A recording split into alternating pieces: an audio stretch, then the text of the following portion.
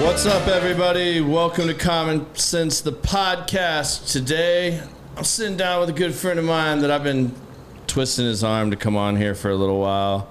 He kept telling me, like, man, I was waiting for you to ask me, but then it was like hell getting him to, like, actually commit. But, you know, plumbers, they're busy and shit, literally. Anyways, today for you guys, I got my good friend Connor Scribner here. Connor and I, we've shared the competitive space for quite a while. I would say at least 6 or 7 years. And he is one of the co-founders and presidents of Trinity Valley Plumbing. If you call Element Enterprises, this is one of the plumbers you could get out on your job sites. He created Trinity Services to plumbing services and quickly transformed it into like one of the elite trade services, which I personally found very interesting, and I wanted to pick his brain. I mean, Connor and I had many lunches and had to start really diving in deep because I was fascinated with what he was doing. And you guys have all heard me talk about how important I think the trades are becoming as the next generation start to unfold. So you guys know this is something I'm passionate about, and I'm excited to bring his story to you guys because I think Connor really sees that and shares that same vision with the trades. So Connor's got over 15 years experience in the construction industry. I mean, he's really learned what it takes to build a successful business, face the trials, the hardships, and grow from his mistakes. And Connor owns everything. He really owns it, like, when it really comes down to it. And that's why Connor's someone I prefer to do business with, because at the end of the day, we are talking about construction. Construction's about solving problems. And in construction, there are problems. So I know Connor's very passionate about that and how you deal with those things. So I know he's committed to doing what he says he's going to do and kind of redefining the construction experience. So without further ado, y'all welcome Connor to the show. What's up, my man? Hey, man. Thanks for having me. Good to be here. Yeah, man. I'm excited about this one. Yeah, you're right. I have been putting you off for a while, but I think after being in business for about 7 months now, I couldn't say no anymore. And I kind of felt like when you twisted my arm that last time a month ago, it was like, hey, if you don't do this now, I'm going to start pulling business from you. So, I mean, it's not like that. It's good to be I'm here, glad man. you thought that, though. I mean, if that's what it took, I mean, I definitely would have, thrown that idea out there maybe just to give that extra little twist. I think I wanted to wait until I had a little bit more experience under my belt to come in and begin riffing on the trades. You said a lot of nice things about me. Full disclosure, I'm still learning the trades, right? Yeah, man. I'm still learning how to run the business. But you know what? That's so common. I mean, you have like 15 years experience in construction, though. Like, you're not just learning like from ground zero. Like, right. Yeah, the plumbing game might be newer to you, right, and you're really diving deeper in it and trying to become an expert in that. Right. But when is it okay to talk about it? Because we all face those like challenges, whether it was your first day in sales or first time in PM. Like, when do you reach a point that you can comfortably talk about it? Like, you're always going to have those doubts of like, well, do I really know enough? Am I qualified to speak about this? Should I speak about this? That's exactly when you should be speaking about it. Yeah. You know what I mean? Like, yeah. And I think like, and I'm sure you felt that throughout the years, throughout your journey. Yeah. You always question that. Like, whether it's a new client, you're going out to pitch something, but people feel that and see that. So, man, I'm telling you, you're ready. You're stepping into your own. You're doing your thing. You're doing it well. So I really felt it was important to get that out there to the people and let them see this. Because we need more Connors taking those steps in today's world. I appreciate that. You know what it's like in the GC side. Yeah, it's tough. Yeah. Especially in our space. It's almost impossible at times whenever, you're working with subcontractors that can't communicate, can't execute. They give you BS pricing. The estimates aren't detailed. how are you supposed to take that and bundle it up to your client In a package. in a package where you're telling your client you're the value add, you're the resource to them, whenever you're not even working with subs that are a resource to you, right? It's a tough proposition. And to package that up, and you've got this scribbled piece of paper and you're expecting like a formal bid to go out that you've got to put out. Right. But what you're getting is like a doctor's prescription note. Right. That might be half, we'll call it Spanglish. Right. It's probably half English, half Spanish, half whatever. Right. And yeah, that's super tough. Yeah, it's impossible. And we run into this all the time where you hire a GC to be that one point of contact, and we're supposed to be the experts and know a lot about everything, or at least a little about everything at the bare minimum. Right. So finding people that you can rely on and really having those partners in your circle of contacts and people that you rely on is huge. Right. And I think you saw that struggle, Yeah. especially on the trade side, which I love because I've bitched about this for years. Like, and don't get me wrong, we have some great trade partners at Element.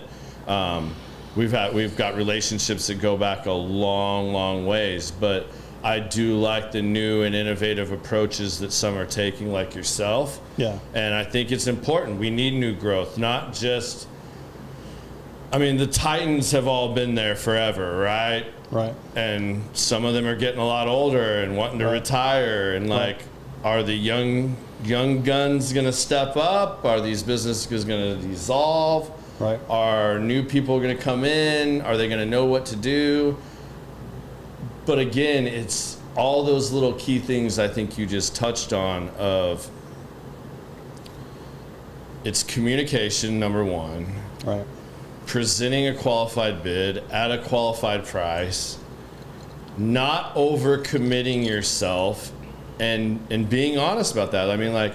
So many of these guys, whether we're at the peak of the industry or we're down at the bottom or somewhere in between, when you're getting work as a sub, it's feast or famine, no matter whether we're up here or down here. Right. It never changes. They'll tell you it changes. Right. And you probably face that now a lot. Right. You feel the pressures no matter where we are, whether it's high or low. Yeah. Because either you need to be able to do more or you don't have enough.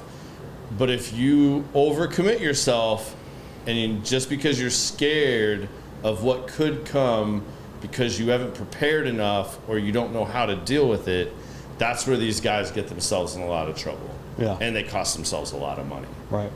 So I think it's cool. Is that something that really weighed with you as you decided to make this step? Yeah, absolutely. I think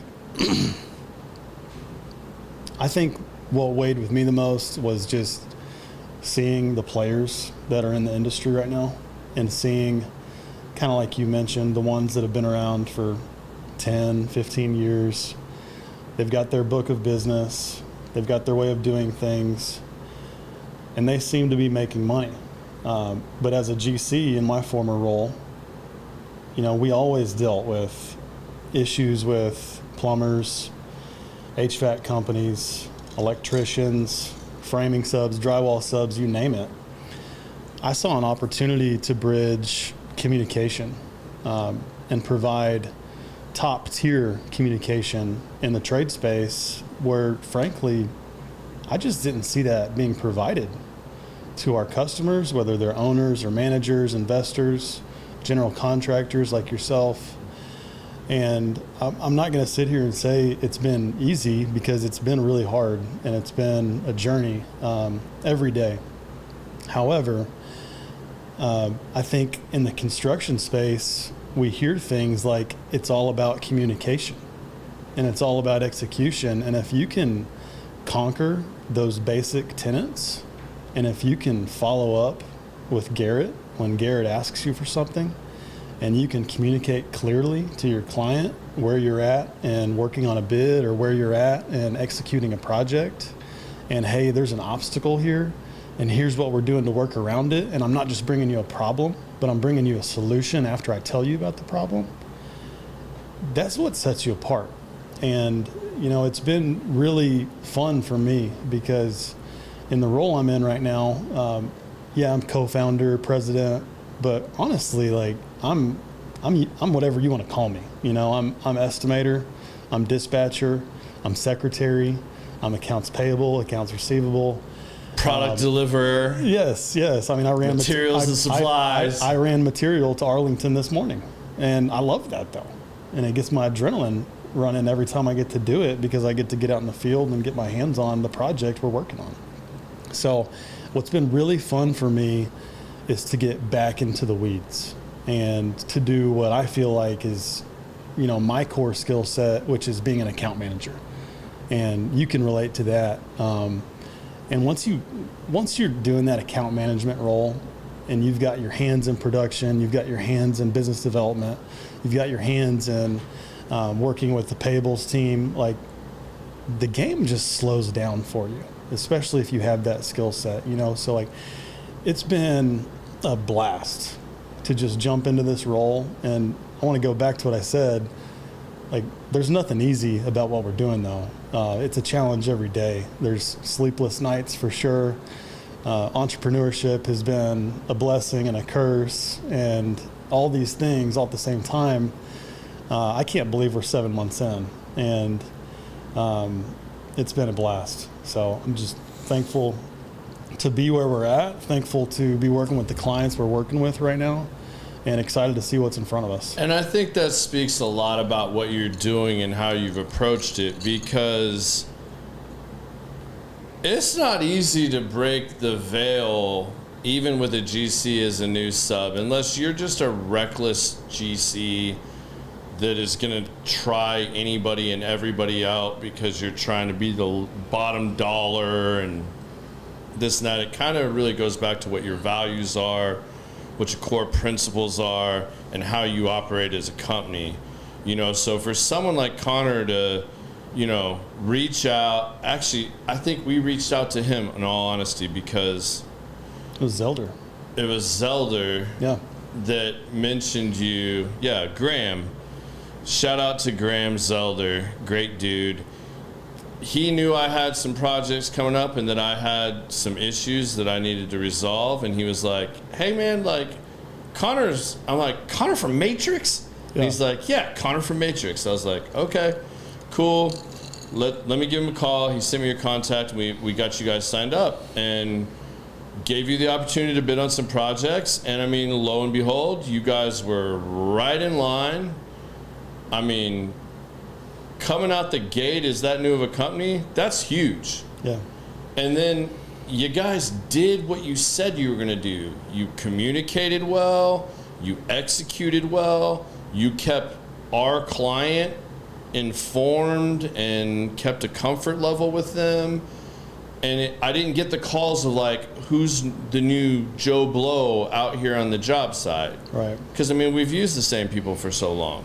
And that was enough for me right there. Like just seeing that. And, we put you to work on some very high-end projects real quickly, and you guys knocked them out of the park. So kudos to you. I think that is one of those areas where you said, like, when you're getting into your zone and you're able to do all those things and you've seen all those different parts, like then the job becomes exciting again. Yeah. You're adding true value. Right. And you're not just participating in the game that it is. Right. And so few people, I feel like, do a good job of communicating that. Like, we all say we want to be good communicators. And I mean, like, guilty myself. Like, I know where I can be better. I know what plans we have to get better in certain things like that. Yeah. But it doesn't mean you can't do it each day and or get better. You got to put those things in motion, because you're being hired as a GC to manage something that they don't have the bandwidth, the time, or the resources to deal with. Right. You got to be that person. So now you're communicating, and that could be to 2 people or it could be to 20 people. And how well you do that and manage that throughout matters. So that really starts, when you start nailing that down, it really nails down to these subs. Mm-hmm.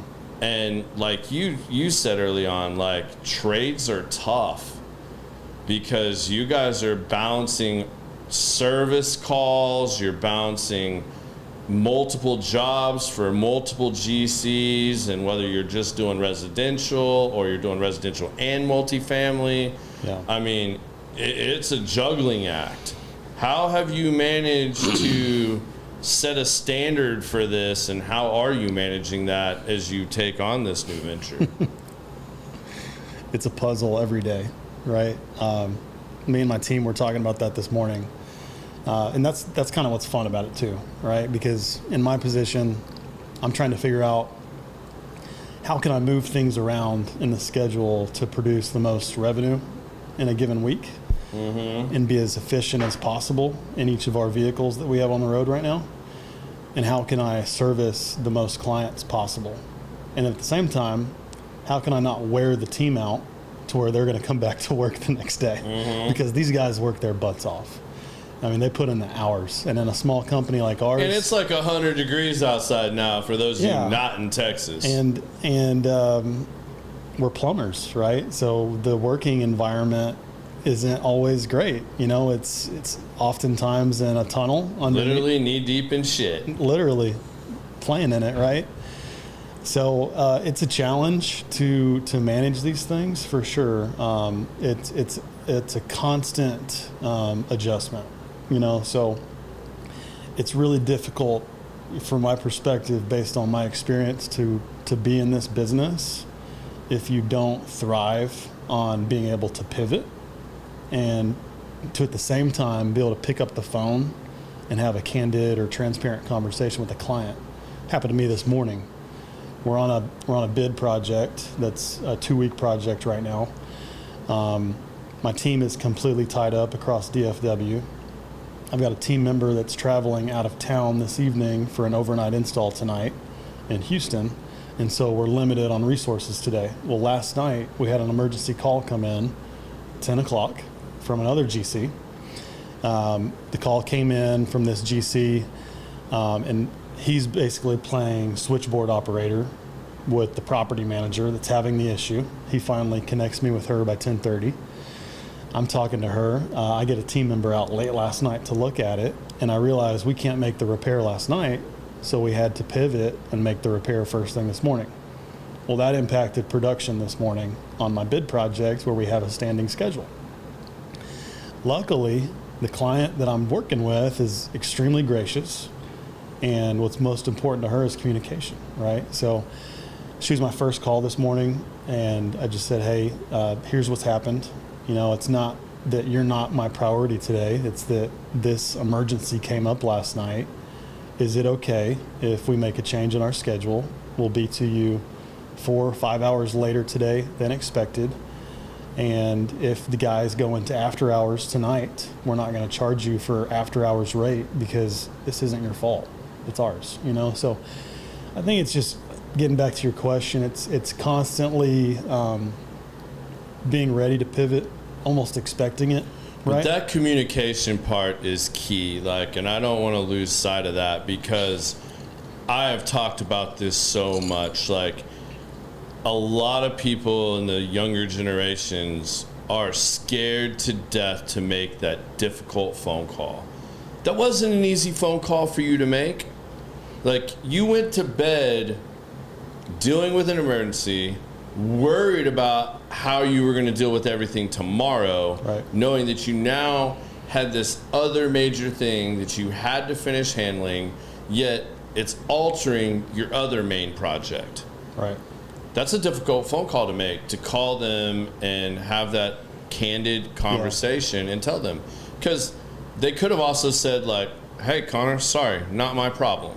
Right. Then what are you doing? Now you're back to the drawing board figuring some more shit out, right? But when you take the initiative to make those calls and not just send the bullshit text message or the bullshit email, that goes 1,000 times further. And it shows that you're on top of it and that you care and that you're willing to have that difficult conversation with them. I think that is crucial in any business. I think you can relate to this, though, like being in a sales position.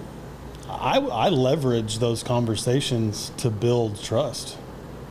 I know that you should, absolutely. I know that if I can be proactive and I can have that combo with confidence and I can deliver on what I say I'm going to do as a solution, that's going to build more trust and more loyalty to the brand. Absolutely. So, yes, it's difficult to have, but once you get to a point in your career in which you know how to navigate those conversations, it really becomes another tool in your tool belt with building relationships. Do you think we both just feel this way, though, because we have a pretty vast sales background? Probably. And we had to do the cold calling and the door knocking type stuff? Probably. I mean, because, yeah, making that phone call to me, and while you're sitting here saying this, I'm like, that's not as bad as having to go knock on a door, chase a fire, cold call somebody that you don't know from Tom or Adam, like, you know, you're just randomly but hey, I know who you are, I looked you up on social, and but I feel like if you can stare down your client in that conversation and you can have that conversation successfully, what door can you not go knock on? Right. I agree 100%. I'm just curious, like, if you thought like that was mainly because of our experience there. Yeah. Which it definitely has to play a role. For sure. I mean, there's a level of comfort there. Yeah. No. Well, let's back up a little bit here. Like, we've gotten pretty deep right out the gate here, which I know hopefully that grabs some more people's attention because we're not just giving you a whole bunch of backstory and all that. But tell everybody, for those that don't know anything about Connor, tell everybody a little bit about where you grew up, what you went to school for, you know, like kind of where you got started in the industry, and give us your little elevator pitch on that. Grew up in Abilene, Texas. Went to Abilene High School, graduated in 2008. After high school, I went to Texas Tech University, studied probably 4 or 5 different things by the time I left. Basket weaving being number one. Yeah, spent a lot of time doing what a lot of people in Lubbock do, and that's drinking. What do people do in Lubbock? I don't know. I mean, I have all these Texas Tech friends on here that love this. They all know what happens in Lubbock. There's not a lot to do out there but drink and make bad decisions. Right? I thought you guys just chased tumbleweeds. Yeah. I was at Tech for 5 years, studied communications ultimately, which is what I left Tech with. Left Tech in 2013. From 2014 and 2015, I spent a little over 6 months traveling Southeast Asia and Australia.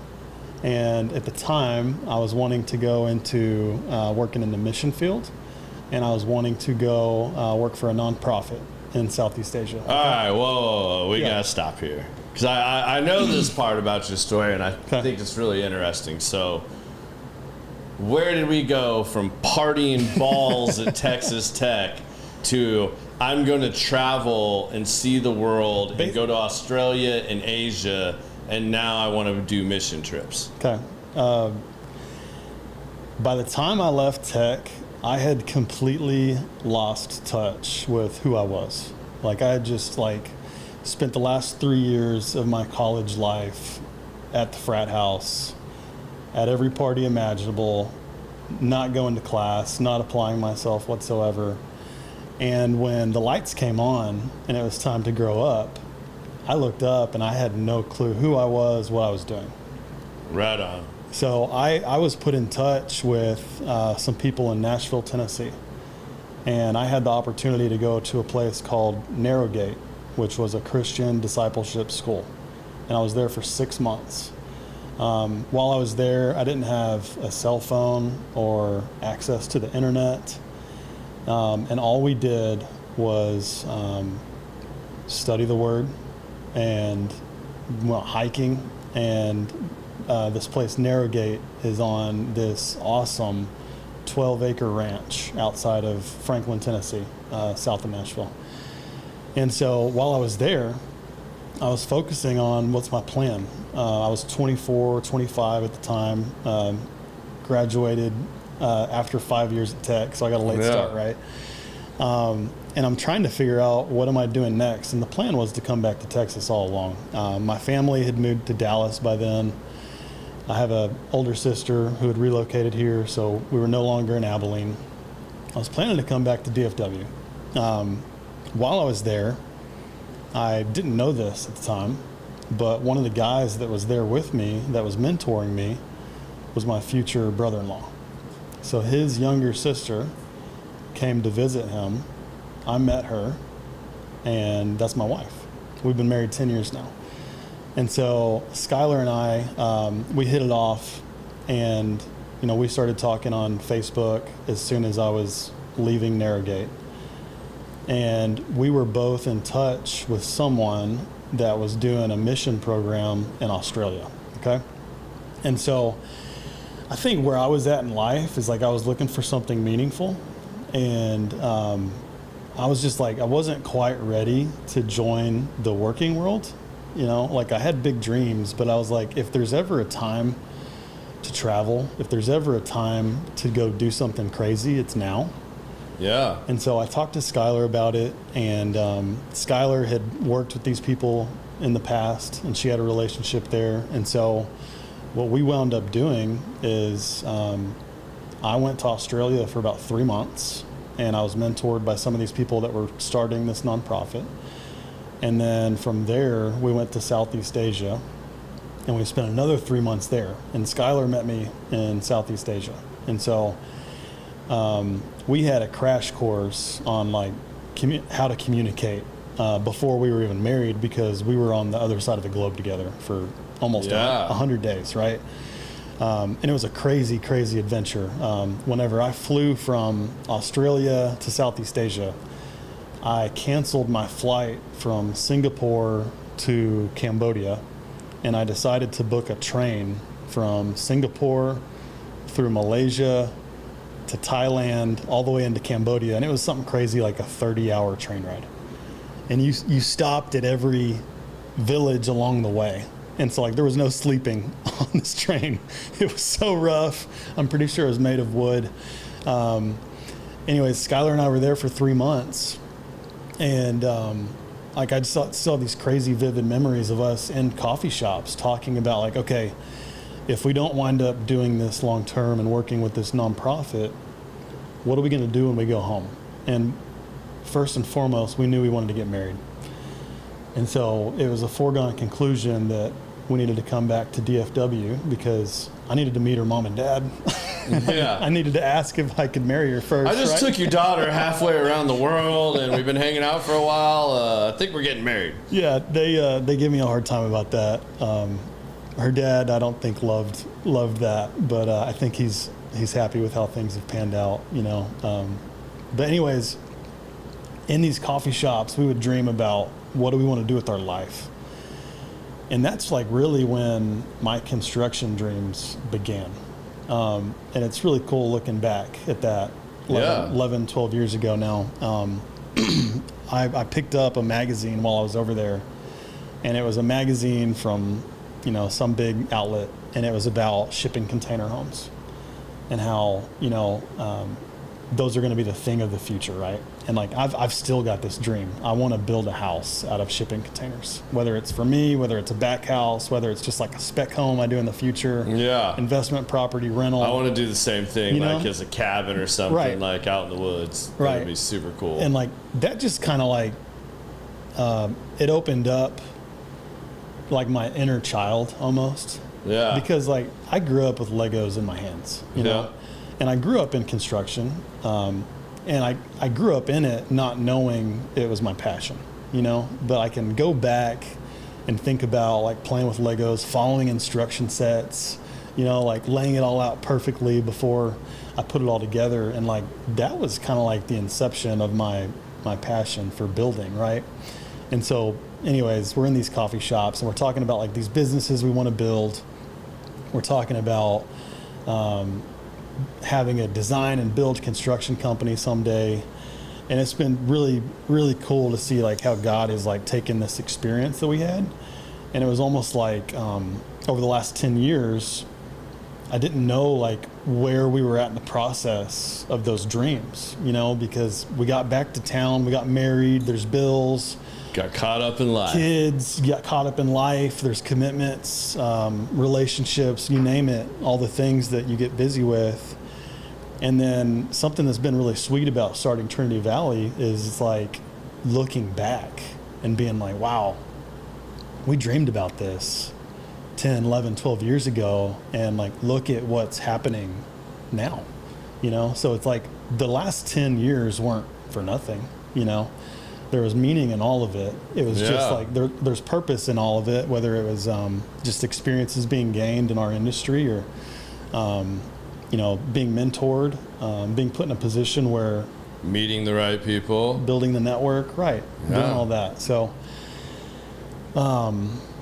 anyways, we get back from being abroad. The nonprofit doesn't get its funding, and door gets closed there. And it's like, okay, well, that was a fun experience.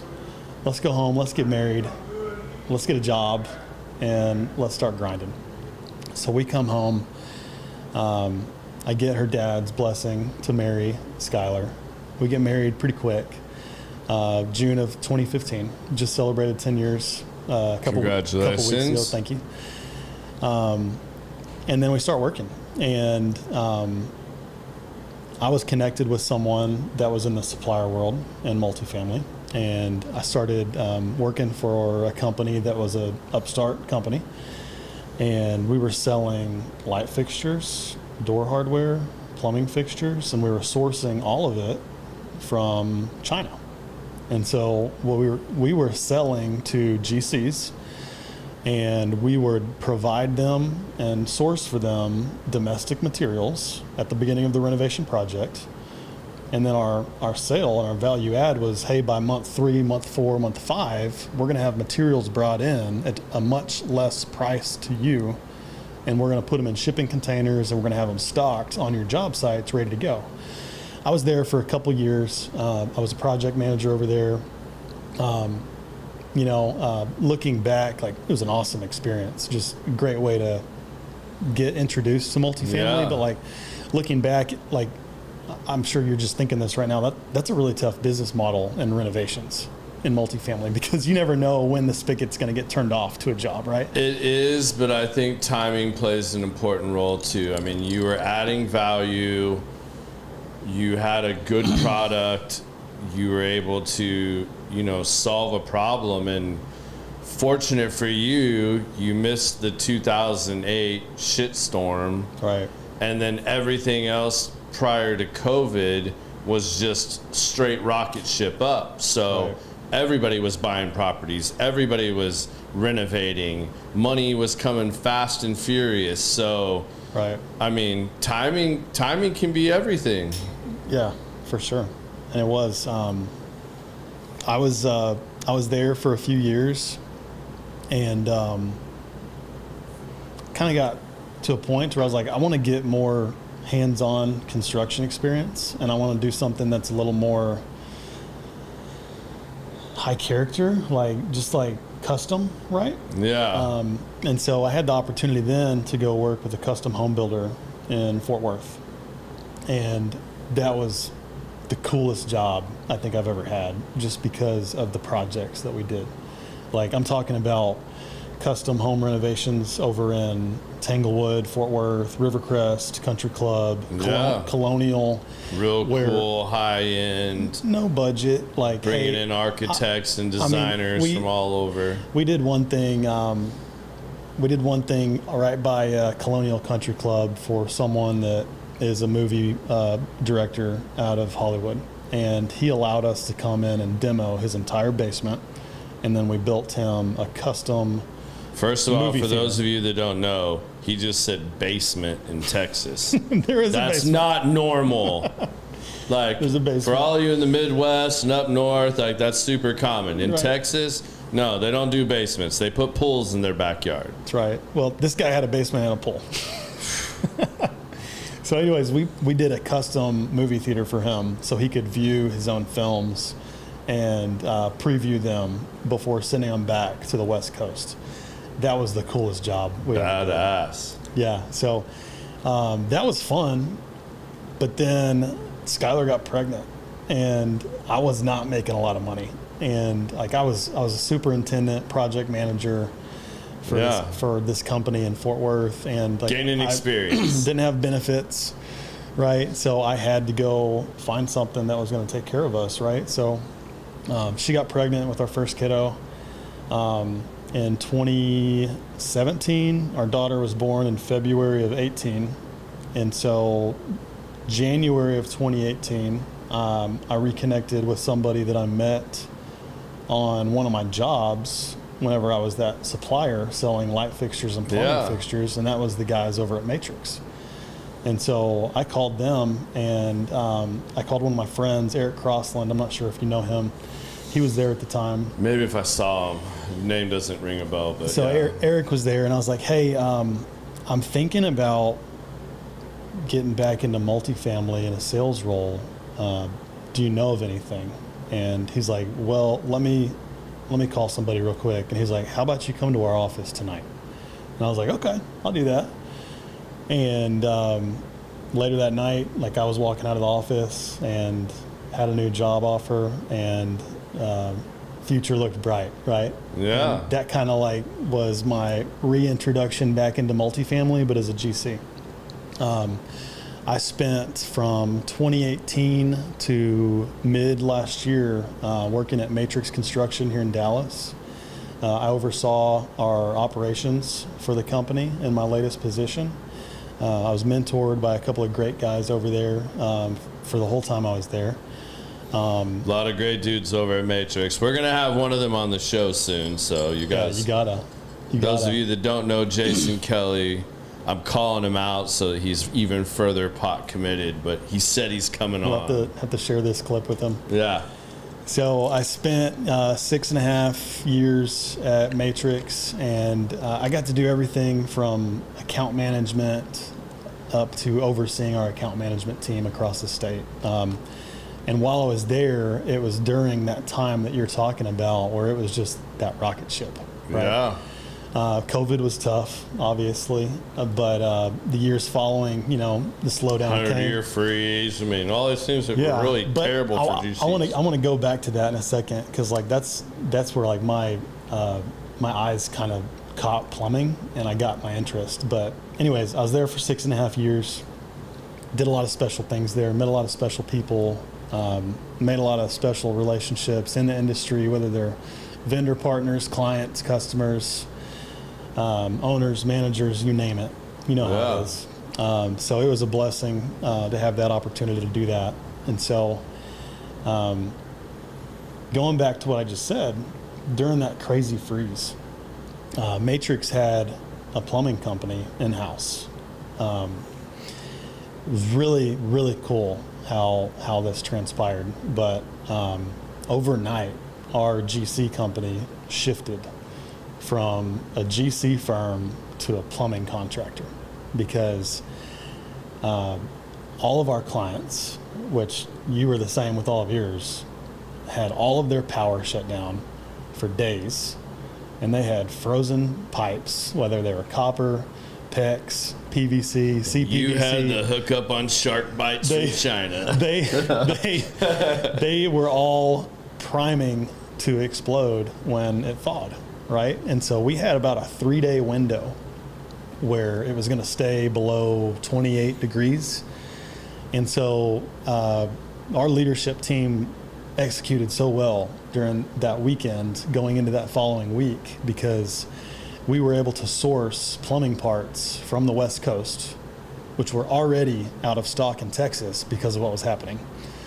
And one of our amazing owners from Matrix drove these parts all the way from California to Dallas. Like, he probably had like $80,000 in the van in fittings and copper, right? And our entire company shifted into emergency response mode. And we had, I want to say, 8 to 10 teams of people out fielding calls, making repairs. And the way we would do that is we would have a licensed plumber with an apprentice with like a renovation tech all buddied up together so they could go out, be each other's eyes and ears, allow the journeyman or the licensed plumber to make a repair. And then you'd have, say, a helper going in front of them, cutting sheetrock if needed, doing any kind of demo. And then I had the opportunity during that to stay behind at headquarters and get on the whiteboard and receive all the phone calls. I mean, that kind of pivot in a moment like that is so crucial. Like, that shows you how aligned everybody was there at Matrix at that time to have the foresight, have the connections, and to pull something off like that. I mean, it's honestly truly impressive. It was fun. Honestly, it was a adrenaline rush. I didn't see my family for 5 days. We were just sleeping at the office all week. And there were so many guys that were just worn out by the end of that week from everything they did. But it was a blast. And once, like, you know what it's like chasing storms? You know, there is an adrenaline rush that comes with it. And speaking for me personally, the most exciting part about that is whenever you field a call from a client that's in need and they're freaking out and they don't know who's going to help them, and you get to answer the call and you get to say, I got you. I'll be there in 30 minutes. Absolutely. Help is on the way. I mean, during that time, there weren't enough plumbers, obviously, in Dallas. So there was a lot of people that were being told, hey, we'll get to you when we can get to you, but it's probably going to be 3, 4, 5 days maybe. And depending on what other calls came in between then and 5 days from now, who knows if they would actually even get there. I mean, you guys took a big chunk of a lot of people's business because of that foresight and how you all maneuvered and pulled that off. Like, without a doubt. Like, I can say that as one of y'all's competitors at the time. Yeah, like, it was y'all killed that. It was cool. It was fun. So that just kind of opened my eyes to the trades, and I didn't know it then, but I knew, like, I think I knew deep within me that there was something there. Yeah. But at the time, I thought the rest of my career was going to be as a GC, you know. So it really wasn't until a few years later that I had the opportunity to explore this new venture that I was reminded of that experience and how pivotal that skill set is and that trade is for our country's infrastructure, you know? So going back to my story, I was at Matrix until last summer, had the opportunity to step away in July of last year. So coming up on a year of leaving Matrix.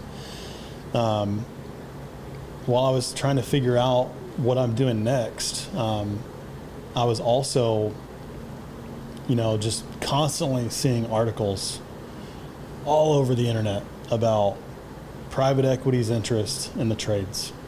And I think we all know here there's a lack of tradesmen everywhere, whether it's HVAC, electricians, or plumbers. There's a huge lack of this, and it's only going to get worse. Right. You look at, you know, my generation, what we were predominantly taught in our homes and in our schools. It was to go to college, get a degree, become an accountant, become a salesman, get into business, go get your master's. And the trades just got left behind in my generation, you know? Right now we're looking at a deficit of... Yours and mine. A deficit of like 550,000 plumbers nationwide in the next 2 years. It's crazy. And so there's actually a trend right now, though, where applications for trade school and licensing is starting to vamp up. So I'm confident that you're going to see a spike in that in the next couple of years. But just the whole premise that I had in starting this business is there's a deficit here. There's an opportunity. And, you know, while no business is recession proof, I want to put myself in a position that is at least recession resistant, right? So I'm not worried about interest rates. You got to have plumbing. I don't care what's going on. Right. If you're plumbing, HVAC, and electrical, those are three things you can't really live without. And just going back to the emergency call I got last night in bed. There's a water main break. I don't care what it costs. Get someone out here and fix it. Yes, ma'am. We'll be there in an hour. You know, and that happens every day. Every day, whether it's an in-ground leak, whether it's a above-ground leak, whether it's a pinhole leak, whether it's a boiler repair, and you've got hot water issues. Dude, I don't know how you do that because, well, plumbing's a little easier. Like, I hate being called. I mean, I do it all the time. I won't say I hate. It's my least favorite thing to do is play leak detective. And I'm not talking about your standard leak of it's obviously that it's a plumbing leak or irrigation, something like that. But when you're dealing with an entire building structure and there's 20 different possibilities of what could be leaking, and trying to narrow that down when I'm not a building envelope specialist. You know, that dude. I mean, granted, we have a lot of amazing technology to help with those things now. Right. But most people don't want to pay for that out the gate. Right. They want to take stabs in the dark and hope that you guess right early on. And that's a bad position to be in unless it's a client you really have a relationship with and that you really trust and they really trust you. Right. And even in that position, it's 50-50 of whether or not I go, okay, I think the chances are really high that it's this or this. Yeah. And we can do this, but it might also be these things. Right. Where there's other times where I'm like, I don't have a clue. Like, it could be any one of these 10 things. Right. And then you're just who wants to make the call on that? And then you're just open checkbook at that point, Yep. and somebody's going to be pissed off. Yeah. Whether it's the management company, the owner, Yep. somebody. Luckily, I haven't had a situation like that yet. You know, not in plumbing. It's pretty straightforward. Here's what it's going to cost to come out and diagnose it or test. No, but I'm saying, like, luckily I haven't had a situation in which it's, hey, Connor, there's a leak, but we don't know where it is. Every leak that has been brought to us. Not even as a GC? No. That's weird. No. So in the last 7 months of running this business, there's been a few goose chases we've been on. And that kind of goes back to what we talked about first with communication, right? Of like, hey, I'll come out and I'll look for it, but I can't guarantee I'm going to find it. And there's a cost for us to do this investigation, right? But I'll cut you the best deal I can. I won't take advantage of you. I'm only going to bill you for labor. And let's hope we find it, right? And every time we've been able to find it. And it's only taken a day at most, you know. There's some pretty cool equipment and toys out there that are pretty fun to buy for that kind of stuff. That goes like the building that actually had 2 different lines coming into it, and we thought we had the building shut down and drained down that some other plumber did, and we had to come find where the other line came in. That's right, we did that. That was a fun one. That one took 2 days. Yeah. We found it. Found it. In those situations though, like, that's where I totally delegate. Like, let me be clear, I'm not the plumber. Right? Yeah, let me get the expert in here. So we've got an amazing team of one master and several journeymen that are very close to having their master license. And like, it's my joy to work with these guys because they're so good at what they do.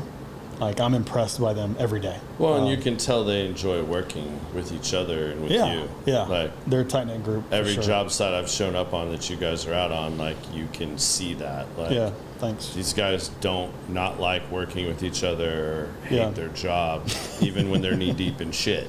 It's mind blowing. Which is hard,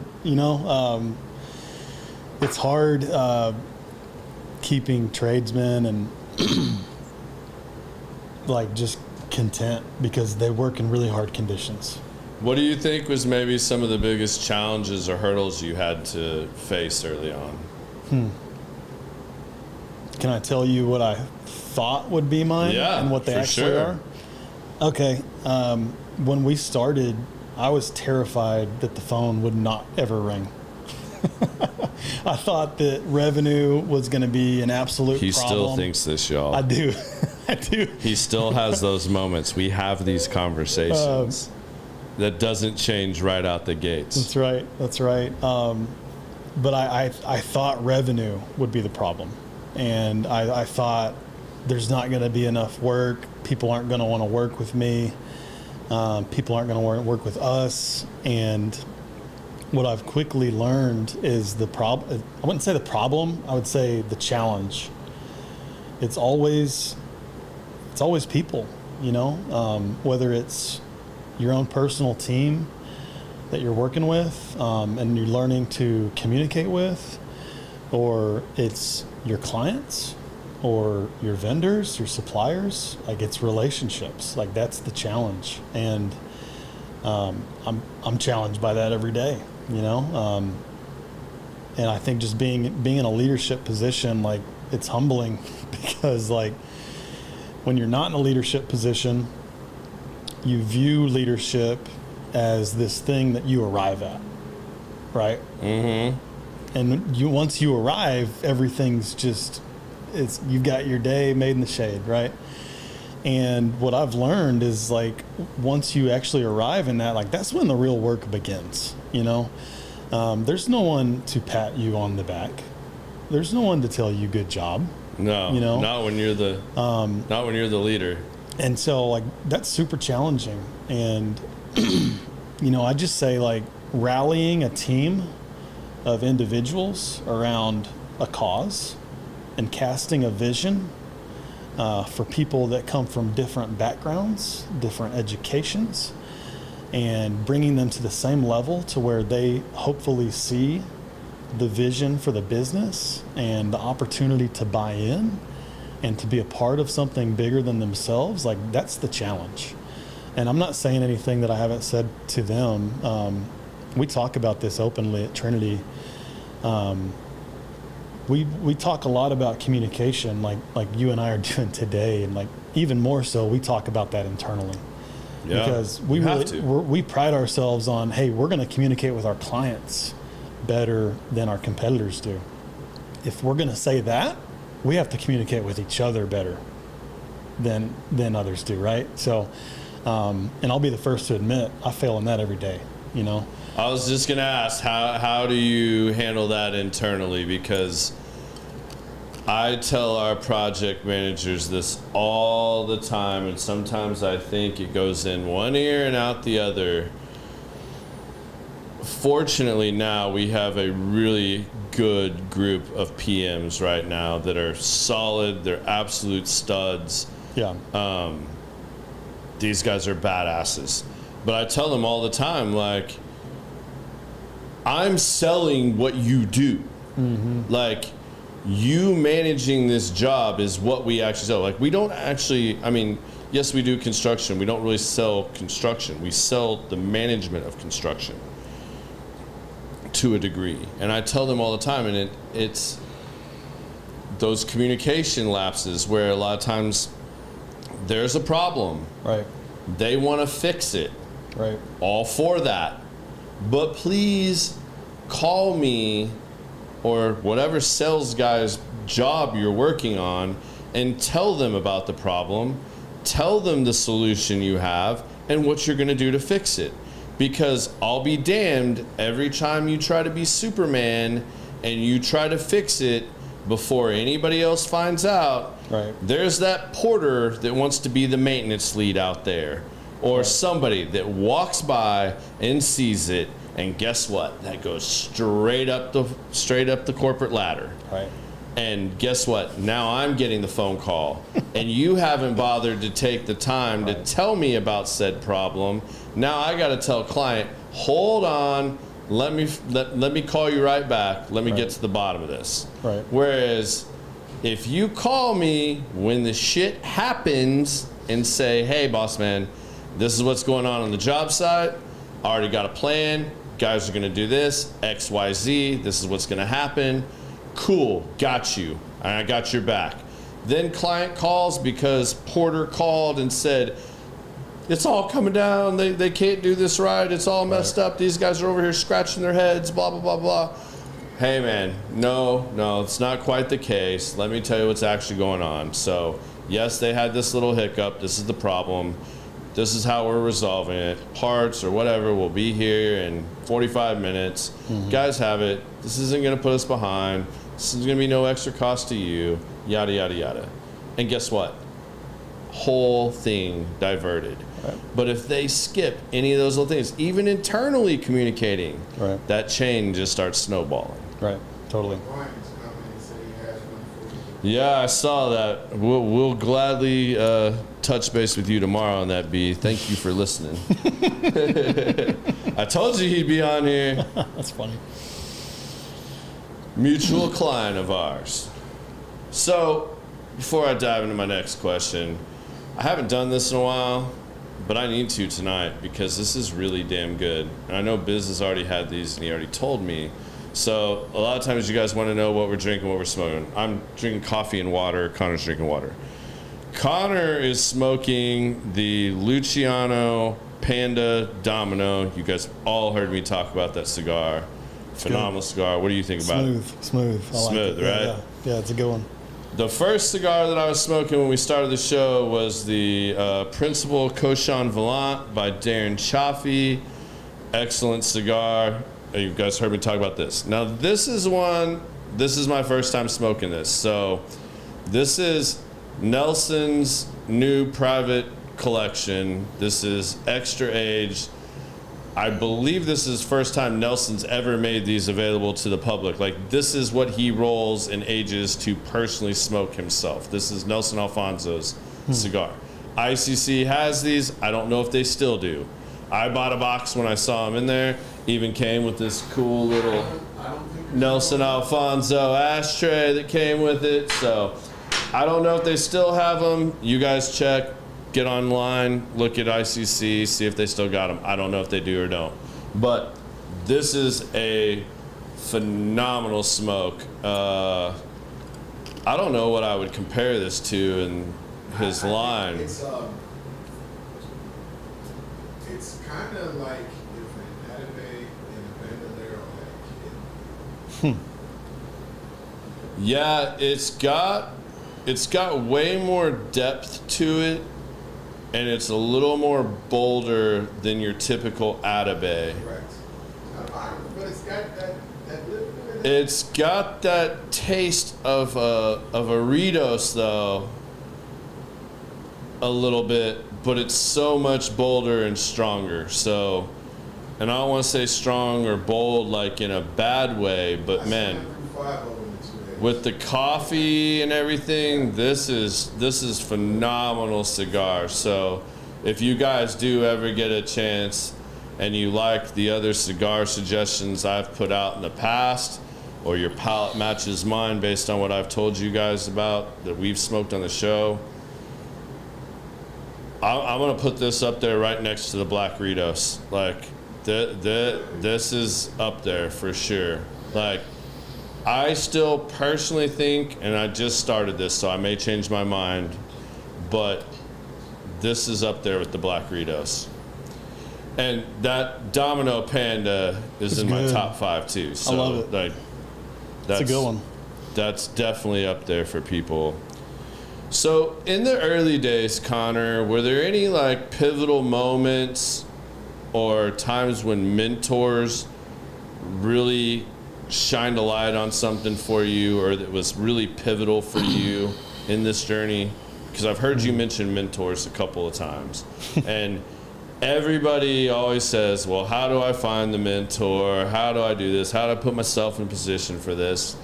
And you've gone on this journey since college where it sounds like you consistently put yourself in positions and either made relationships to be mentored, or you happened upon mentors? Yeah.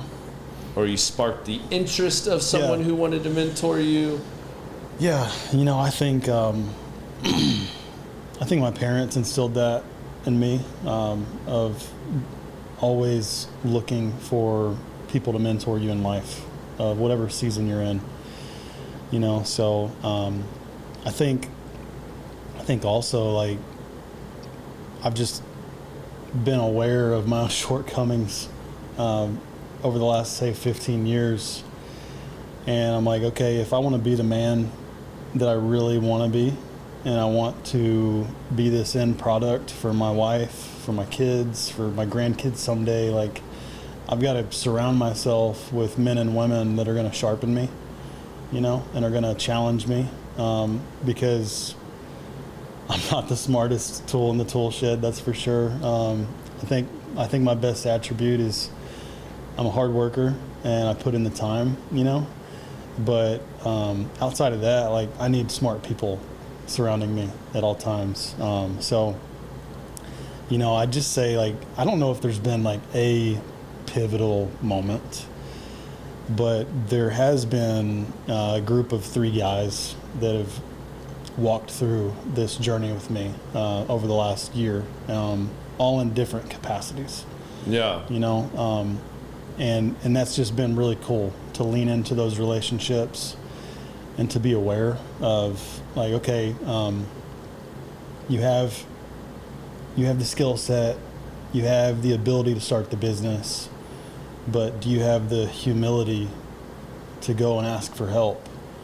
And you've proven that you might have the right instincts, but is the timing on your instincts correct? And so it's great to have those sounding boards, right? So I love having mentor relationships. I think they're invaluable. I'm hoping to just continue to build those types of relationships. And something that's just like been really eye-opening to me in this whole journey is like the power of the network, right? Yeah. And it's crazy. Like, before we went and started this business, I wasn't tapped into my network like I could have been. And mainly because it was like I was scared to ask for help, and so, like, last summer, whenever I was trying to figure out what I was doing next, I started to do that because I was vulnerable. And I was scared to start this business. I was scared to step out on my own, and I thought I could make it, but I wasn't sure, and so just having wise men in my corner with, varying backgrounds, encourage me and either, shift my focus or help me see something from a different perspective. That's priceless, and I love all those guys that I meet with, and try to meet with them as often as possible, and definitely would not be where I'm at, and our business would not be where it's at without their voices. I mean, that's awesome, man. And I think that's a key thing you said there, being humble and being able to ask for help. That's not necessarily a sign of weakness, and I think a lot, especially men, have a real hard time saying, hey, I really need help with this, and finding the person to go ask for help in those situations. Right. So I think if you can create those relationships within your inner circle and find those people that you can go to and you can ask, and like you said, I'm sitting here thinking about what you just said about not really utilizing your network as much. And, that I can apply that, whether you want to apply that to Element, right, or you want to apply that to the podcast. Early on in the podcast, it was like pulling teeth to get guests almost. Like, you're new, right, don't know what you're doing, you're trying a new thing out. Fortunately, I had a lot of great friends. I have a lot of great connections, but I still wasn't really tapping into that a lot, and early on, and I didn't want to just fall back on multifamily at first. And maybe that was a little bit of a mistake. Maybe it wasn't. I don't think it was, because it's opened up so many more doors for me.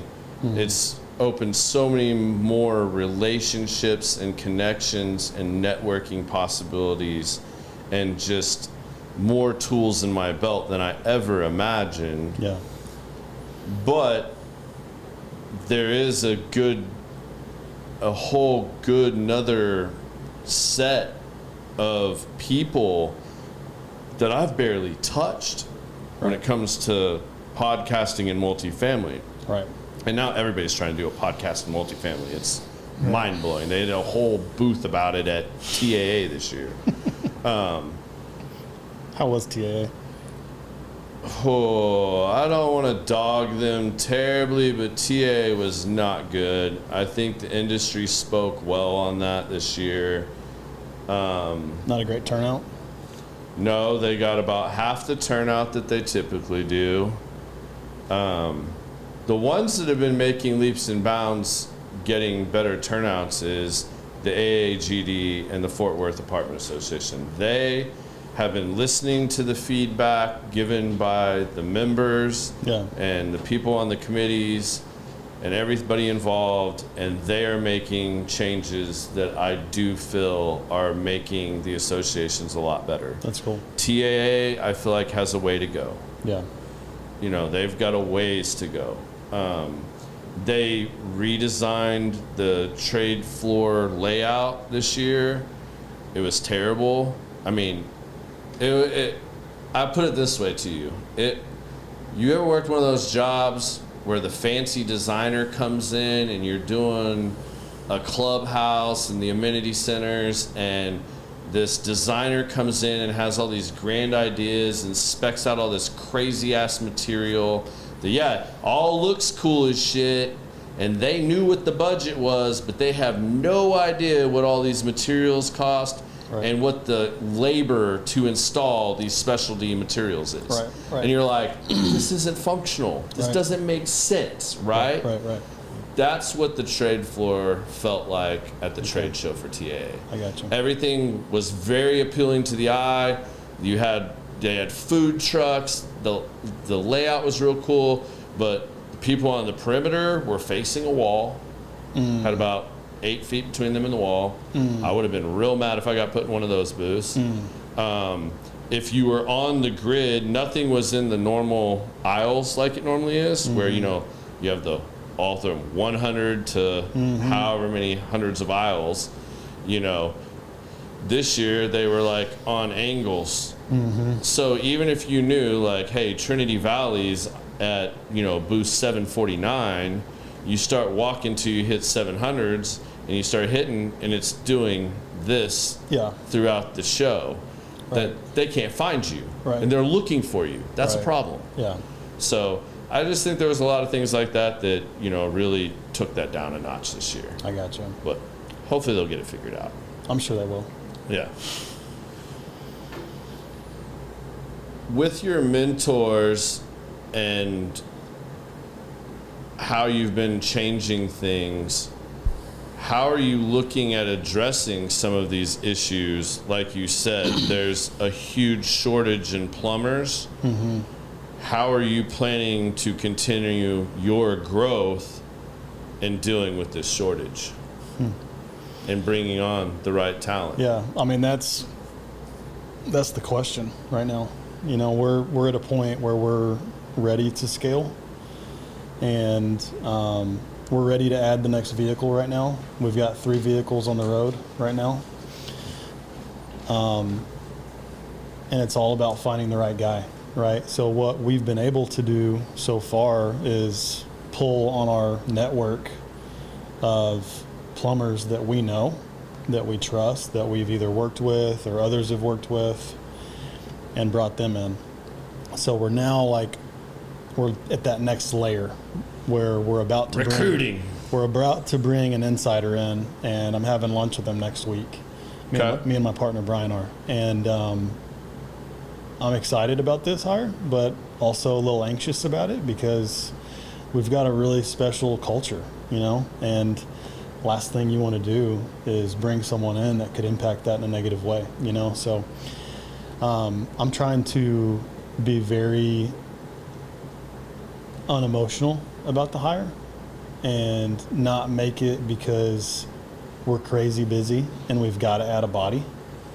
I want to do it because it's the right individual that's going to bring that same level of excellence that you speak to about our jobs, and that's going to get another compliment from someone like you of when you go to your next job site and you see him and you say, hey man, great job. That's a great recruit right there. So it's challenging. Something we're doing is like, I'm guaranteeing hours right now for our guys.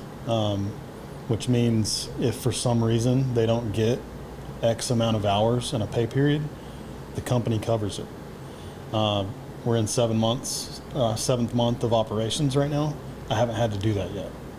So I'm using that using that as kind of like a benefit of like, hey, if you're going to come roll with us and join this team, I can guarantee your pay, you know? So, we've been blessed to be as busy as we have been, and for me to not have to use that yet. But as you add someone new, your bandwidth increases dramatically, right? Yeah. So I can see, say 30 days from now, if we have this new employee, I could see an opportunity where maybe over the next 30, 60 days, he might not be fully utilized.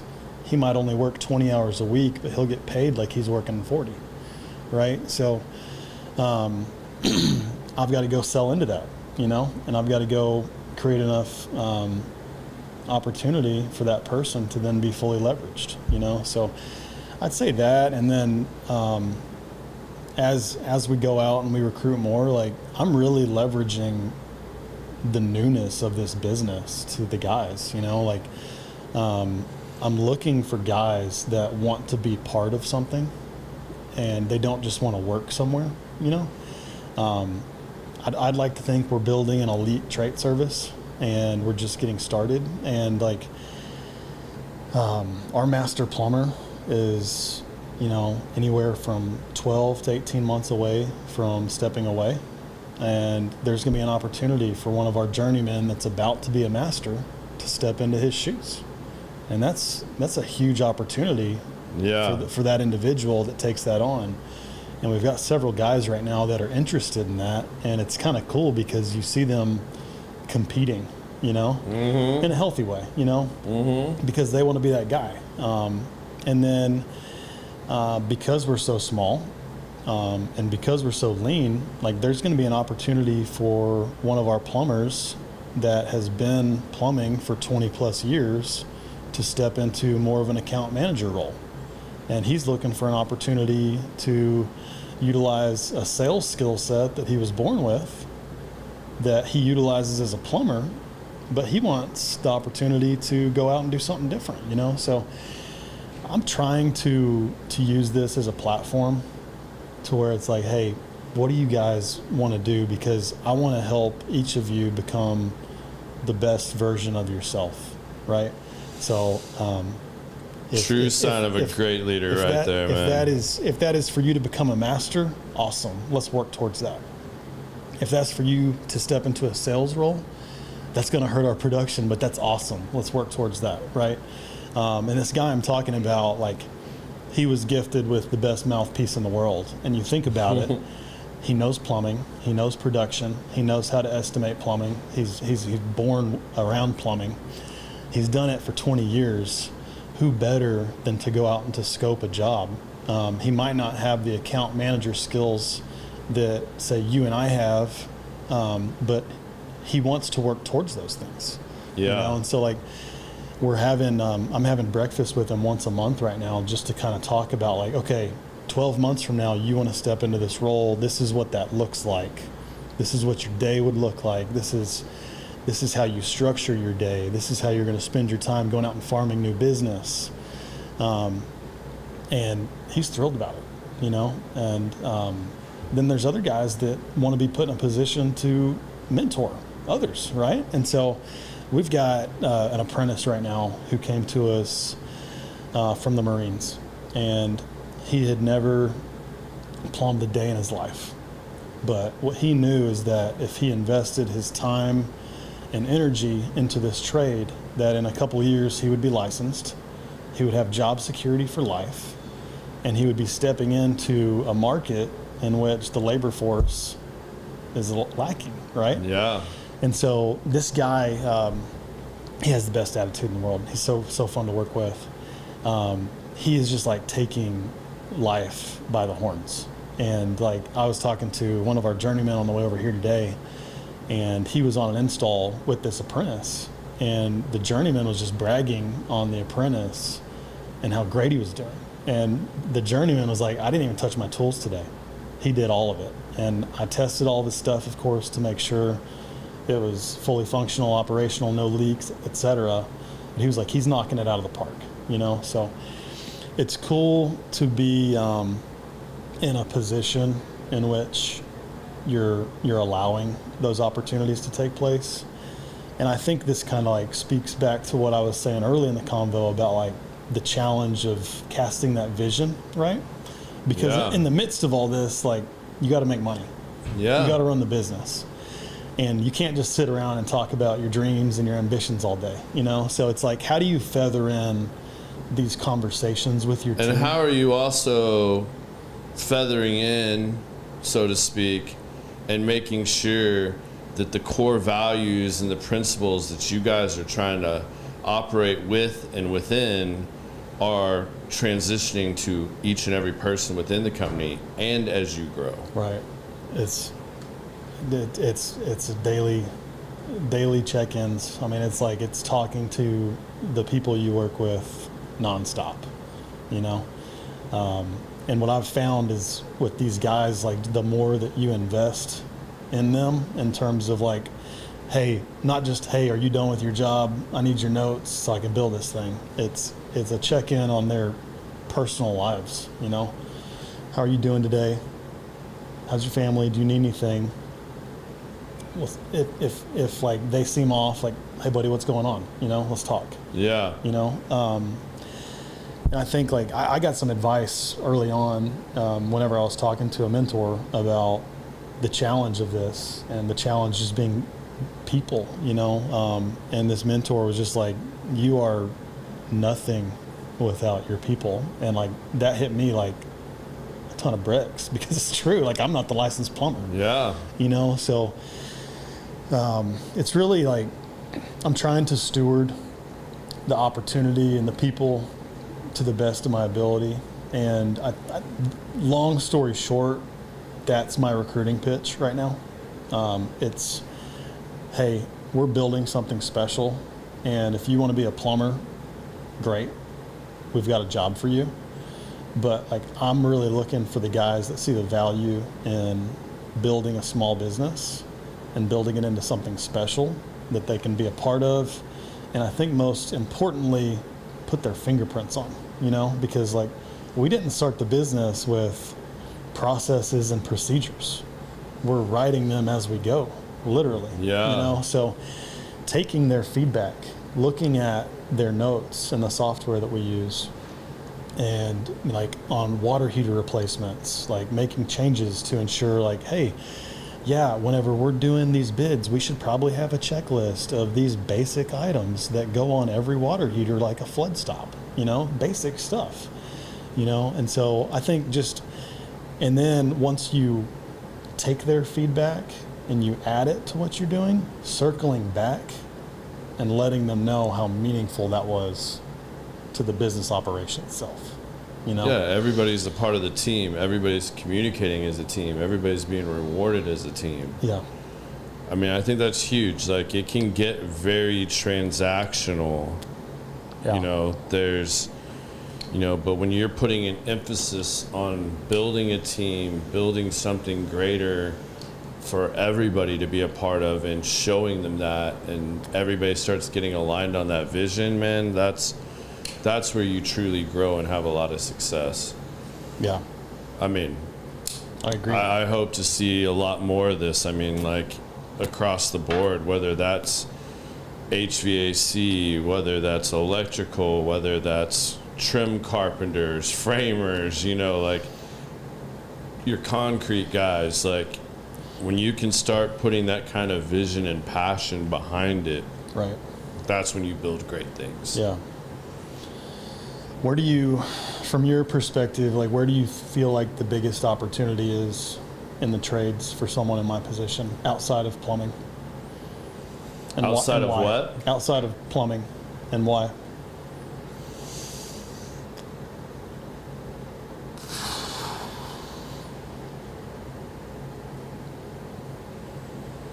What's your biggest pain point right now? As a GC, man, that's hard to say.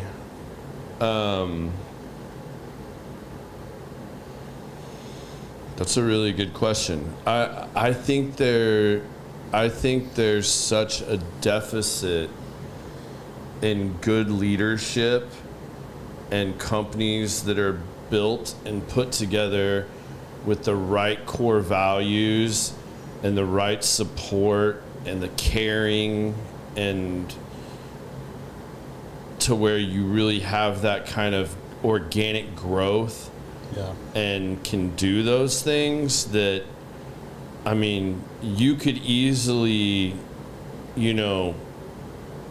have Trinity Valley Plumbing, Trinity Valley Electrical, Trinity Valley HVAC. I mean, the blueprint doesn't change. Like, you're figuring out all the things that it takes to build a great company.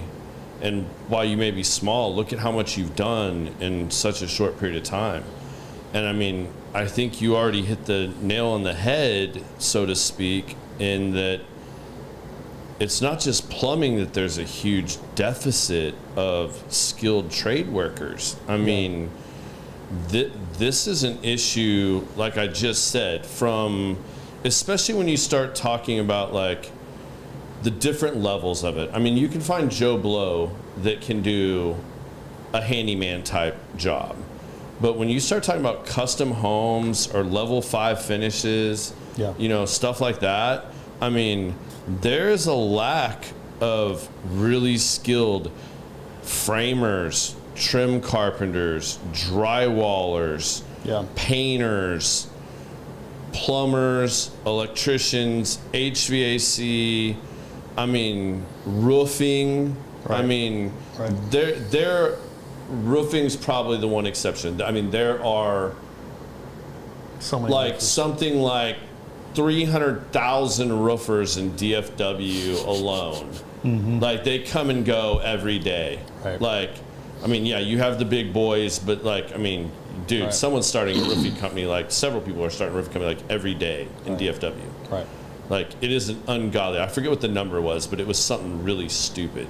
Yeah. But like, actual really skilled roofer, and I'm not talking about the guy that can go do the 612 pitch 3-tab or architectural shingle that's your standard cookie cutter roof job. Yeah. What about the expert TPO, the modified bitumen, all these specialty roofing systems that are coming out, and all the conversions of the tar and gravel roofs, and where you really have water penetration issues, you have flashing details, you have caps, and all these like very technical things that you need someone that's an expert at some of those things. Yeah.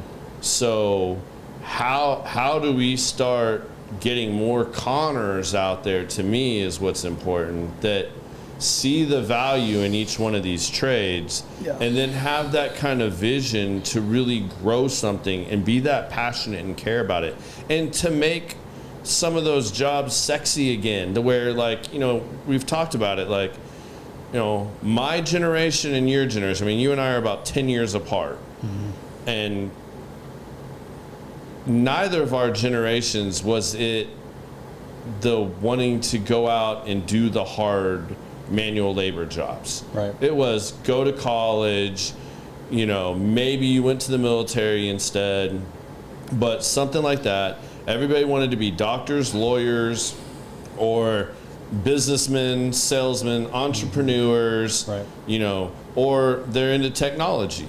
I mean, Right. those were the big fields. Right. And these other fields, it's not been shown that they could be just as successful.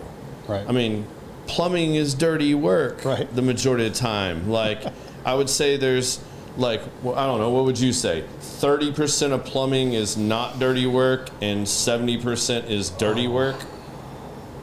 I wouldn't even say that much. Okay, so It's more. it's all dirty. Yeah. Okay, so yeah, I mean, a lot of it's dirty work. So, like, I mean, literally, you're dealing with human waste and stuff like that on the daily. That's Yeah. not fun. Like, how do you make that fun and sexy? And, like, you know, unless it's like, you know, and not to just make it money driven either. You know what I mean? So, like, Yeah.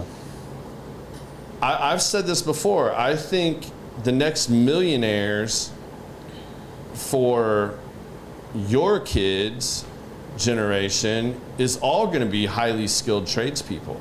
Yeah. I mean, the majority of them. It's not going to just be that technology with AI and everything else is going to get so far advanced that that field's going to shrink. Right. You're going to have the really elite people that do and deal with technology, and then everybody else is just users of technology.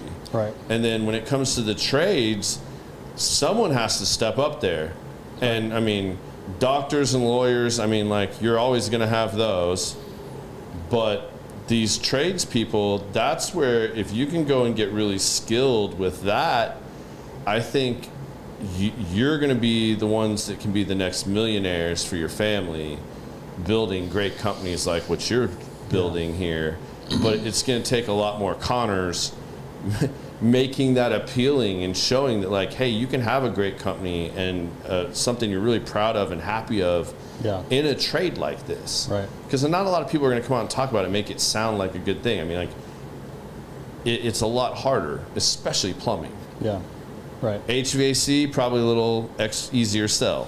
Electrical, Kinda. I mean, I'm scared to death of getting shocked or electrocuted. Like, Yeah. I never. I touch mean, electrical. like, so, like, I don't want to fuck with electrical. I mean, Right. I'm the guy that is changing out a ceiling fan and I'm shutting the breaker panel off, even though I did that for a living for a little while. Right. Like, I'm not getting shocked. Right. But, you know, like, I wouldn't even say that HVAC is an easier sell, because think about the working conditions for HVAC techs It's hot. in Texas. Like, whether It's hot. It's really hot or really cold. You're on a roof or you're in an attic. Yeah. Anytime from April through November. I mean, you make a fair point. I think it would be easier to sell that than, hey, go stand in shit and dig in a tunnel and crawl under a house. Yeah. That's probably a little easier to sell. It's two different breeds of guys. That's Yeah, for sure. but I mean, you have those people. But then again, showing them the value of that, and hey, if you become a master at this, Right. and you grow a business, Right. this is what you can do. Right. And showing them the full side of it. And I think that's something that you're doing that is great, is you're not just showing them the path to becoming a master plumber. You're showing them that path and saying, hey, there's other parts of the business that once you do this or get your feet wet and you know what you're talking about, and you know what you're doing, maybe your God-given gift is not being Mr. Master Plumber there, but maybe you're actually better at selling or building relationships. So maybe you have that experience, that knowledge now. That's going to make the selling part easier, because you can go in there, see the plans, really know what's going on. You can bid it better. You can talk more knowledgeably about it. Right. And that might be an easier sell than you trying to learn plumbing and trying to go in there and do that. Like, even though you have the connections and the networking, that guy, but you can show him that missing piece. Right. So I think the fact that you're combining those things and really putting that vision out there and tying it in with y'all's values is what is going to make you guys even more successful down there. Yeah. That's the hope. That's the dream. Yeah. What did you think starting out was going to be like the toughest part of this? Like, what, besides the phone not ringing, what, like, kept you up? Like, what were you really like, man, this could be the thing? Figuring out the cash flow, for sure. The expenses in a trade business like plumbing are a lot. You know, like, you've got a decent amount of overhead. you've got to have plumbers on staff. You've got to have vehicles. You've got to have tools. You've got to have equipment. You have to have materials. So I would just say figuring out the cash flow, partnering with customers that are going to pay you in a decent time frame, and ensuring you don't get over leveraged with those that won't. You know, and then I'd just say, like, for me personally, it was the mechanical expertise of learning the craft. You know, yeah. Being knowledgeable so you can really sell I'm it. a quick learner, but I'm not a plumber, you know? Yeah. So luckily I had a background in estimating prior to starting the company, you know? So I had the opportunity in my previous life to break projects down and to know how to estimate material and labor, supervision, etc. But, you know, I actually found that once you kind of got the hang of estimating and plumbing, it's really like there's the same types of fittings, but they're all in just various sizes and types of materials, right? Right. So it's not as complex as you might think it is. That took me probably 5-6 months, and like I'm still obviously learning. It's probably figuring out the man hours and how long that job's going to take. I would think is going to be the harder part. Because you're trying to allocate. I mean, I know I've learned a shit ton from our conversations of like, okay, why are these bids so far apart? Like, where are we at? And like, why are we doing this? How can we do this? Right. Is there a better way to attack this? And you and I have like very honest, open conversations like, all right, do we need the master here? Right. Like for X, Y, and Z, or just X? Right. All right, we need him for X. All right, cool. So for these hours and for this part of the job, I really just need the journeyman, and I can put an apprentice out here. All right, cool. Like let's tackle this project that way. Mm-hmm. But that's open, honest dialogue that not everybody has. No. Like, but that's what really makes a difference if you can do those things. Right. Totally. And a lot of it comes down to also who's estimating the job, right? Because there's many ways to plumb something, right? That's gonna, you know, result in the project being completed. But it's like, what's the combination of fittings and the length of pipe that you're using to get there, right? So we've got 3 journeymen and 1 master on the team. All 4 of them estimate differently, right? All of them plumb differently, you know? So what I try to do is if someone estimates a certain project and we win it, I'm putting that person back on that project. And I had an issue just before we started the pod today where someone was on an after-hours call that started at 4 o'clock today, and he inherited a takeoff from one team member that estimated it yesterday, and that person didn't do the takeoff the way that the plumber that was doing the install today would have done it. So therefore, he's trying to figure out, can I actually do this install? He's having to go through and look at it from the eyes of someone else that bid it before him. You know, so it's just it's changing at all times, man. It's just funny how you get varying opinions on doing these estimates, doing these takeoffs, but I would definitely say that's what kept me up at night. It's like, okay, we started a plumbing business. I don't know anything about plumbing, you know? And there was a time where, like, we actually started the business in late October, but we didn't start plumbing operations until early December. And from October 20th to December 1st, like, I wasn't talking to many people. Not many people knew what I was doing. Yeah. And, you know, I was just in my thoughts a lot about, like, okay, like, yeah, you've taken a big step here, and there's a lot of opportunity for this to pay off because of all the things we've talked about with the demand and the shortage of labor. However, if you can't execute, you don't have a business. So I think it was just, it was incumbent on me at that point to dive in head first, join the guys in the field as much as possible, join them on takeoffs for projects or project walks for upcoming bids, and ask as many questions as I possibly can. And it's like I'm back in school all over again, you know? Yeah. I've got a lot to learn. And what I'm enjoying learning the most about right now is boilers. We've done a lot of boilers this year, which has been cool. Those are big projects, big replacements. For those that don't know what they are water heater system replacements for multifamily communities that heat anywhere from 50 to a couple hundred units. So when a boiler is down, they're screaming at you to get it fixed. The world is ending. And, we do a lot of repairs. Our journeymen are all three very competent boiler repair techs. They've gone to classes for it. Our master has done a great job of teaching them how to troubleshoot these boilers. I've got one guy that we call the boiler whisperer, because if the other two can't figure it out, we'll send him, and he'll get it every time. Even if it's just to get it up and running for a few days before the replacement can come in. Right? Yeah. But those are complex systems, and they're costly systems. Those replacements range anywhere from 30 to 60,000, just depending on how big they are. So it's not an easy thing for an owner and a management group to spend that money. I really pride ourselves on the fact that we're really good at those installs, and we're very competent at them. And we stand behind those installs as well. And so, yeah, a boiler can make or break you right there. Yeah, and if you do the install poorly, you lose on it immediately, because you're out there doing warranty calls, troubleshooting it for days, weeks. Absolutely. And it's such a competitive bid space between myself and my competitors, because that's not like a service call. That's a bid project. You only mark it up a certain amount because they're so expensive.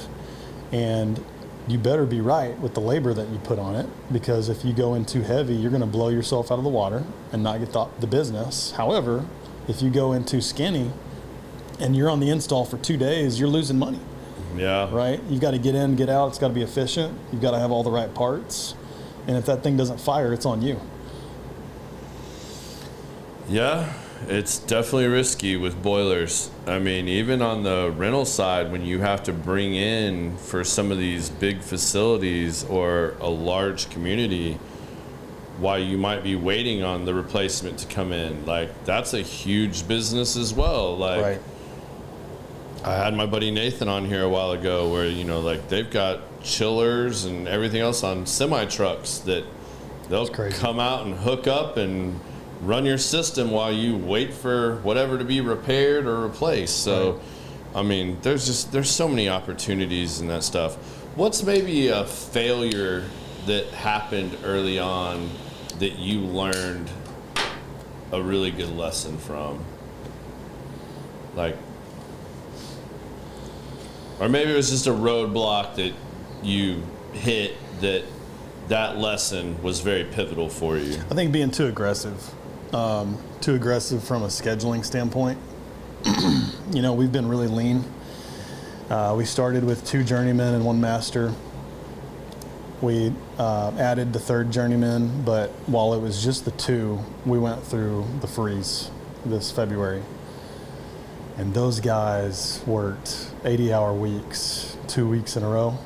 And the way the freeze kind of hit this year is we had a freeze 1 week, thawed out for a week, and then we had another freeze. And you've got to what I learned then is quit looking at every opportunity you need to go out and grab every piece of revenue that you can. Be realistic about what you can do, and be responsible with your team's well-being at the same time, because these guys they're on board to build the business. Yeah, don't burn them out. They're not going to say no. Yeah. They're there, and they're there to their own detriment almost, right? And they'll wear themselves out because they'll just say yes. So I think from my perspective is not being too aggressive. I woke up this morning and I looked at the schedule for one of our guys, and he had to finish the emergency repair that I told you about earlier in the show from last night.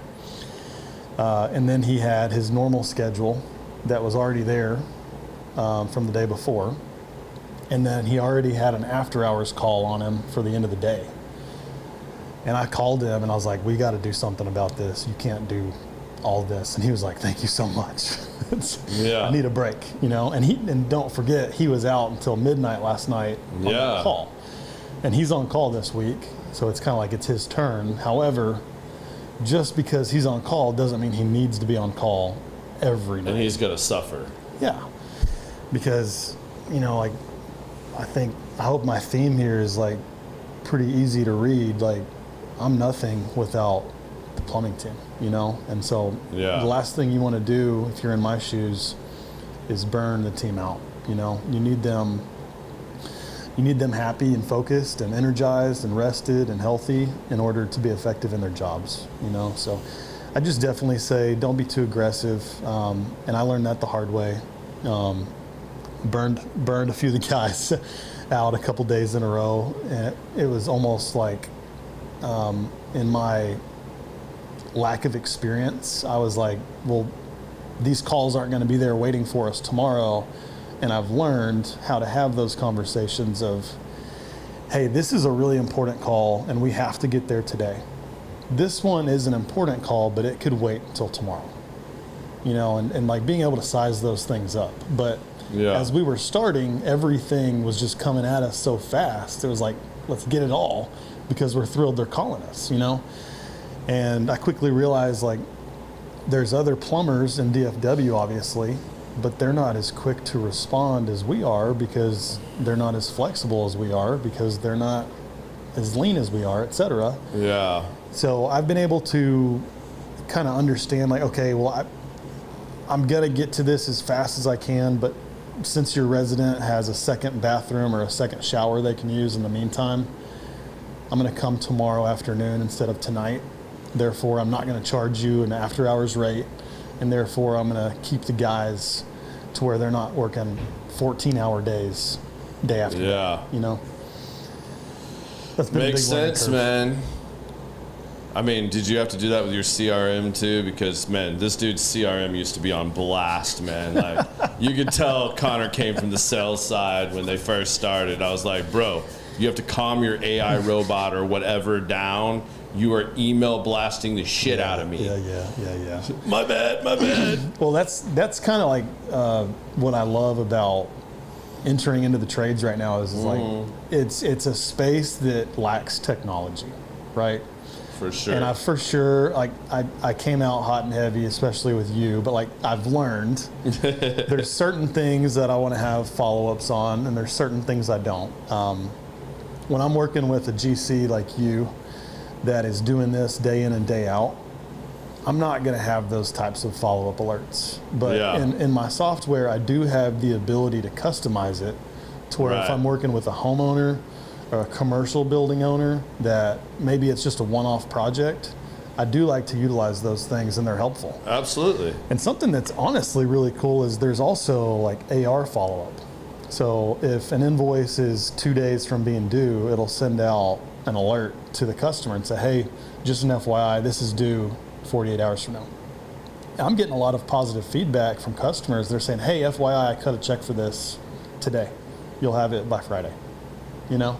So that's been beneficial. But I did tone back the CRM just a little bit. Yeah. But I do want to continue like pressing into that because there is a lack of sophistication in our collective space with technology. And like, I'm trying to figure out what's that healthy balance of utilizing AI in our business and utilizing the new tech that's available to us.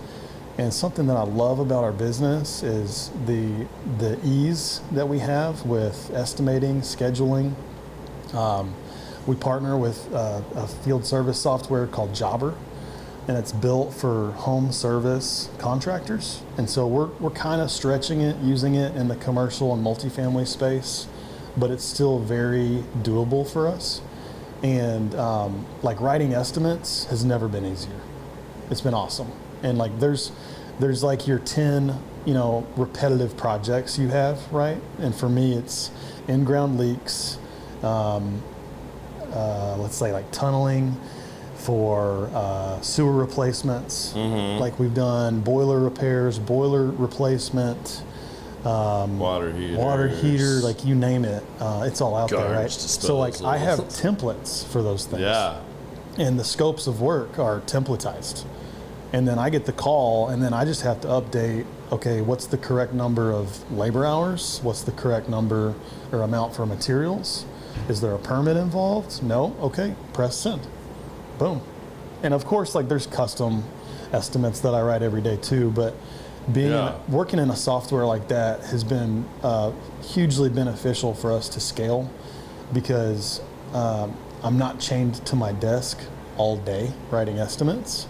Writing estimates is a part of my day, but it's not all of my day. And like in my former work life, it just dominated my role because estimating is time consuming, you know? So any time you can find margin and give that back to, whether it's with speaking with your team or speaking with your clients, and you're in our position, you absolutely want that, right? So that's what we found, and we're really happy with that so far. Right on, man. How have you approached balancing all this with a family life? Because you got 2 young ones at home. How have you managed to do that? And any advice you have for young entrepreneurs that are trying to balance a brand new company, as you guys are 7-8 months in, and you're also balancing a family life? You know, it's crazy to say. Not that you didn't just get a vacation. I'm not jealous. Just got back from the beach. It was a great week on the beach. Shout out to the team for holding down the fort while I was away. They did amazing. It probably sounds kind of crazy to say this, but I'm actually more present at home now than I ever have been. So in my former role, I traveled to Austin, Houston, San Antonio quite a bit. Yeah. Staying in the Marriott 100 nights a year for a couple years in a row. Like, I've got young kids. My kids are 7 and 4 right now. One's about to be in 2nd grade. The other one's last year preschool. So we're in that season where it's like pivotal that I'm home right now. And what's really cool is, like, ever since we started the business, I've slept in my own bed every night. You know, I have an amazing teammate and my wife who has been my biggest encourager ever since we started the business. And she remains to be, even whenever I have late nights and I'm away. But I think, like, what's been rewarding about this is, you know, yes, I probably am more stressed out now than I ever have been, but it's a different type of stress. I'd like to think it's kind of a healthy stress, if there is that, because it's more of like a stress to provide for the team and the company. But I've also just, I think, had enough other stressful jobs at this point in my career to where I realize, like, life is short, and I'm not going to sacrifice these years I have with my kids right now, you know? So I'm going to do everything I can to where, like, okay, I'm home at 5 or 6 and I'm dad from 5 or 6 until 9 when the kids are in bed. Yeah. And if I get to, if I have to work after that, I have to work after that. And, like, you know, first 6 months of starting the business, like, I was working every night, you know, and that was just that, but that's what I signed up for, you know, and that's what I wanted. And we're just now at a point where we've brought on a few new team members that, like, we're starting to kind of, like, spread that load, and I'm able to delegate a little bit, and I'm starting to get some time back, which is really rewarding. And I'm starting to focus on more, like, strategy. Don't get me wrong, I'm still in the weeds every day. However, I am starting to get that reprieve, and I see, like, a little bit of a light at the end of the tunnel, you know? So, you know, I just, balancing family life is honestly, like, it's come easy, you know? And I think it's just, I'm really blessed to have a family that was excited to support me in starting this. And it's not me that's doing the business. It's me and my family. Yeah, it's a family business, you know, and that goes for everyone that's involved at Trinity. You know, I know I haven't met all of my the guys' spouses, but I know them by name, you know, and, like, I ask them about their spouses and their kids, and they ask me about my family, so it's like we take a lot of pride in that. And like, what's the point of working as hard as we work if we're not going to enjoy the people that we love, so right on, man. Yeah, it's just been like a new season of like learning to be present for us, and it's been really like just rewarding and peaceful. All right, let's do some fun stuff. We've had a lot of serious talk. What you got? So you've been in multifamily long enough. What's your most bizarre or crazy multifamily story? These are always fun. That came to me immediately. Yeah, I knew it would. It does for everybody.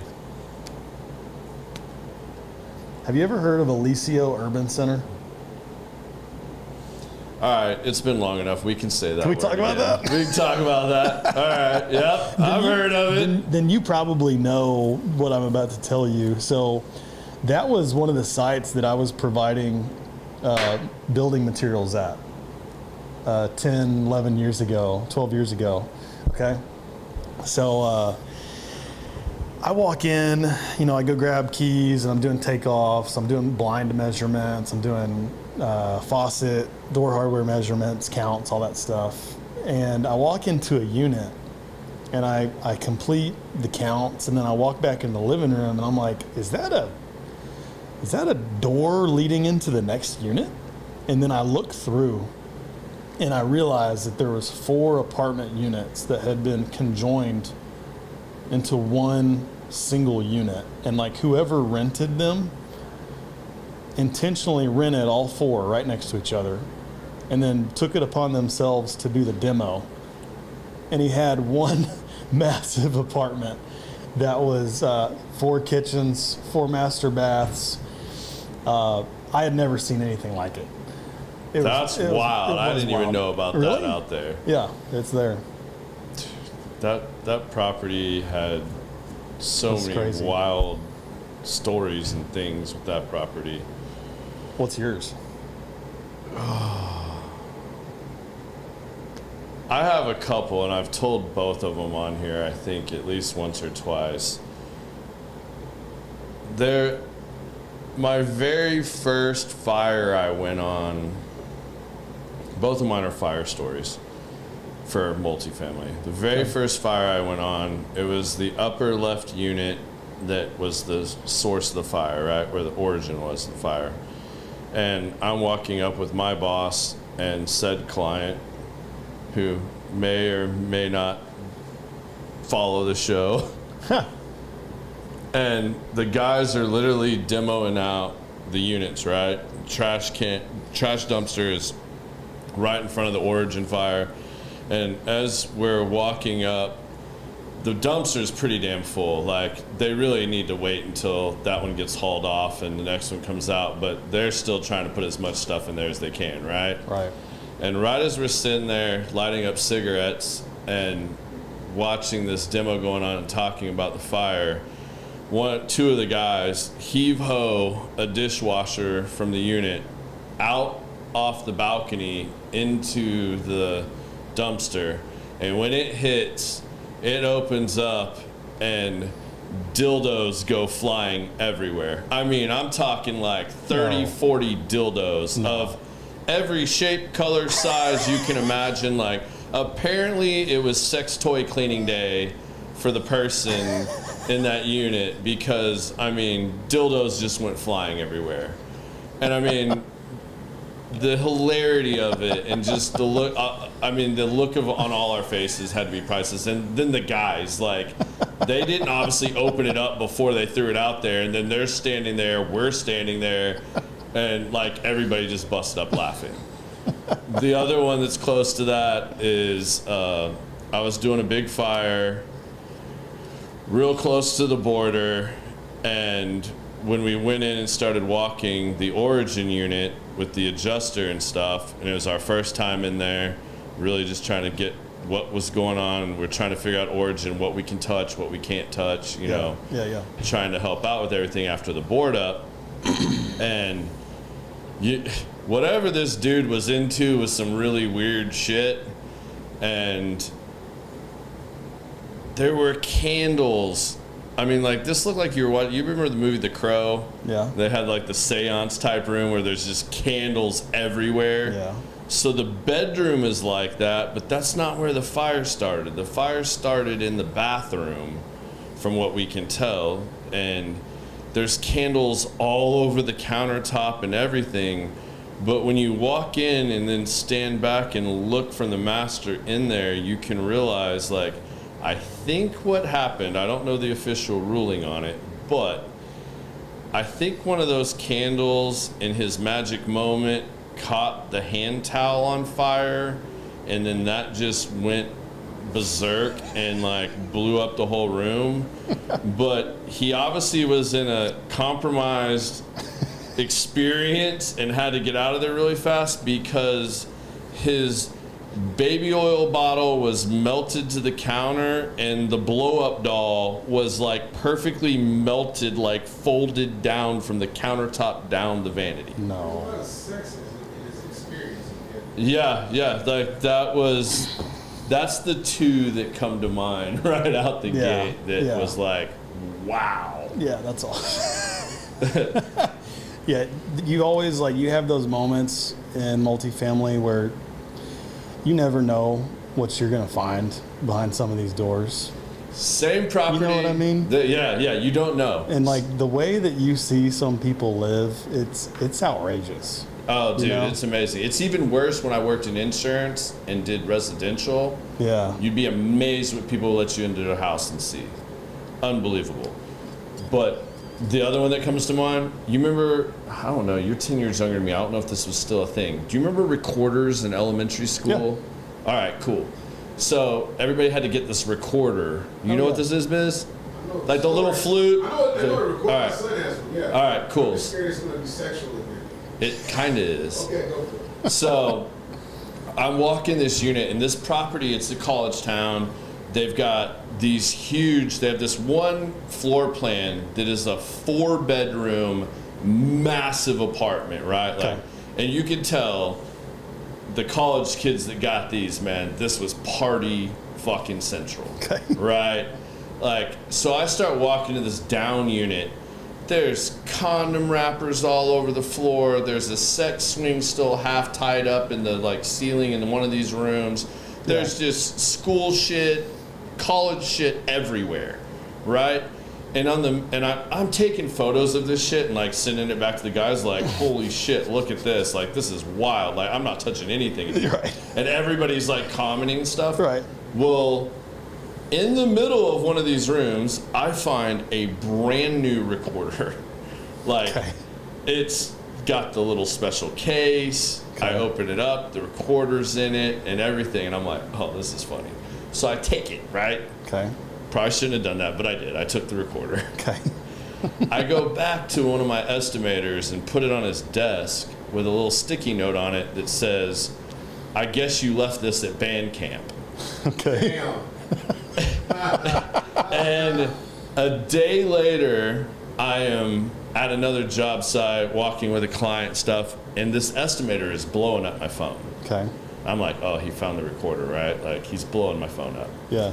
And he's about to get married. Like, Okay. he's like 2 months out from his wedding.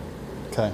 And I finally get out of the meeting and I get back to my truck and I go to my messages, and I've got like 12 messages, right? Like, Right. he has left 2 to 3 minute long messages, like tapped them out each time, and I have like 12 of them. I start listening to him, and he's playing full songs on the flute. Like, full on playing songs. And I was just like, oh my God, he didn't really, like, he put that thing in his mouth. Like, oh my God, like, how do I tell him this? So I just sent him back a text and I was like, hey bro, that was just supposed to be a joke, and like, throw the damn thing away. Like, I really wasn't expecting you to put that in your mouth and play it. Please at least tell me you cleaned it. He's like, what are you talking about? Like, of course not. Like, it looked brand new. I'm like, well, remember the unit I sent you all the pictures of 2 days ago? Right. Yeah.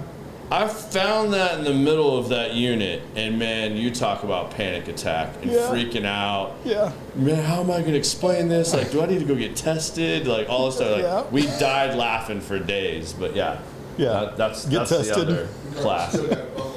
Yeah, I don't know, but it was one of those classic ones. All right, man, I want to be super respectful of your time. It's been a blast sitting here getting to chat with you. Thanks for having me. So we do 2 questions at the end of every show. Okay. So the first one I like to do is, if you got to leave your kids with one piece of advice, what would you leave them with?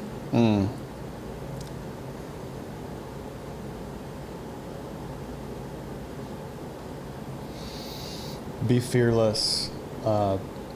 Don't worry about what others think about you, and chase your dreams.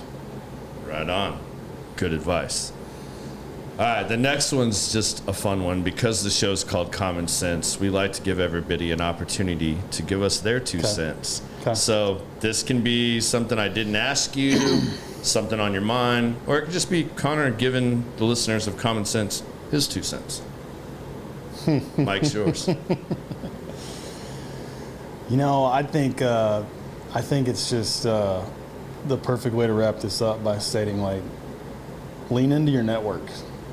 There's so many people in your phone that you've either talked to every day or haven't talked to in years. And don't be afraid to reach out and connect with people, tell them about what's going on in your life, ask them about theirs, and find a way to position yourself to be a resource for them, because you never know what's going to happen and what's behind that door, right? And like, that's just kind of what I've lived through this past year. And it kind of goes back to that first question, like, be fearless. Don't worry about what people are thinking about you. Just move forward with the contacts you have in front of you, and you'll find that, like, people want to help you and people want to be a part of building cool things, whether it's physically being a part of it or just sitting across from you in a podcast wanting to talk about fun times, you know? Right on, man. Well, dude, much love for you, my friend. Thanks for having me. Thank you for coming and doing this and sharing your story with everybody. You guys, I hope you enjoyed this show. We will be back again next week. We're going to wrap up a show on Thursday right before you guys head into the holiday weekend. So I hope you guys will join us. I'm sure a lot of you will be off. So hopefully that means more of you can join us and enjoy the show. Until then, peace.